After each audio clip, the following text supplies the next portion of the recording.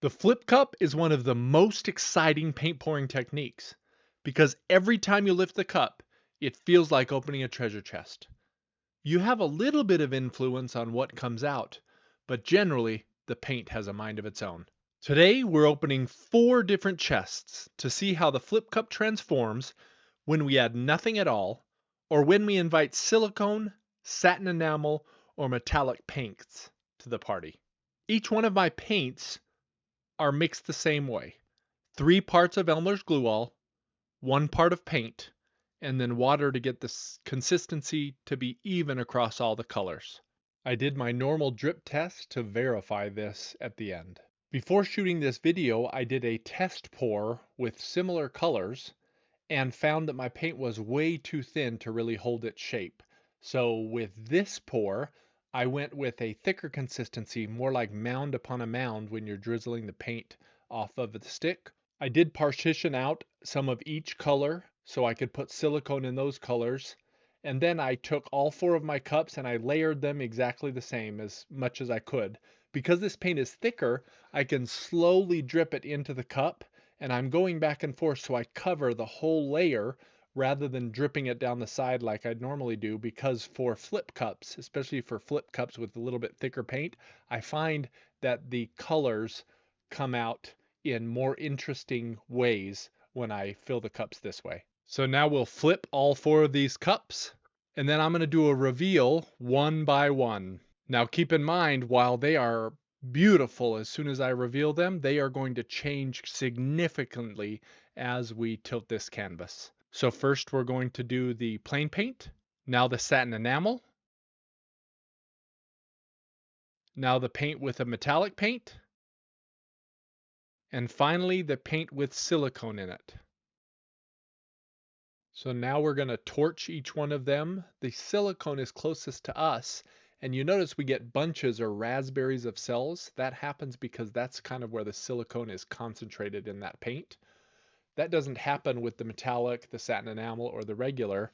Those cells are just happening because metallic and satin enamel are a little bit less dense, and also because of the paints and the 4-to-1 really ratio that I used. Next, we're going to try and tilt this so we don't lose all of any of the given sections. So just as a reminder, the left is I didn't do anything. And yes, I was very surprised by that white streak of cells for the base. The second one is the satin enamel. The third, kind of up and to the right, is the metallic paint. And the fourth on the right is the silicone. And you'll notice that as I stretch this, all of the cells kind of get bigger, and as I stretch it too much, kind of at the end, you'll see the cells kind of go misshapen. Not a bad thing, just recognize that that's what's going to happen when you do paint like this. I was actually very surprised at how many cells the metallic made. I knew metallic was going to make some cells, but I didn't realize how much and how quickly those cells were going to come up. The satin enamel, I made a mistake.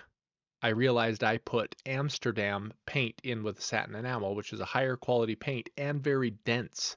So I think that kept the satin enamel from really reaching out like you'd normally see with cloud cells on a satin enamel.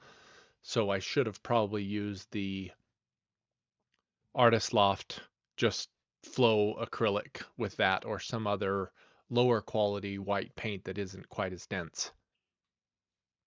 Overall, I was very pleased with how this painting turned out with the colors. I did get way too many cells in the silicone, and having thicker paint would keep that from happening. But you can kind of get a good idea here of where your cells are going to show up and what your paint will look like if you use kind of a medium thick paint with your flip cups. We definitely unlocked some treasure here. So this is the silicone side. It kind of runs along this line. So this is all silicone. This little V right here, this is the metallic paint. Right here is the cloud mix. I'm surprised I didn't get more cloud mix, but I think some of it will come up. And this section right here is the regular. They're all great, just a little bit different. I probably added too much silicone. Maybe 1 drop per would have been better, or 1 drop for the colors and not for white. But I still did get a ton of nice cells. These are the metallic cells, and they'll kind of start to shimmer once it starts to dry, especially out here. I think that one's my favorite of these ones. The cloud pour, I'm hoping I get more kind of building as we come through here. And the regular pour, actually, I was surprised at how many cells the regular pour gave us.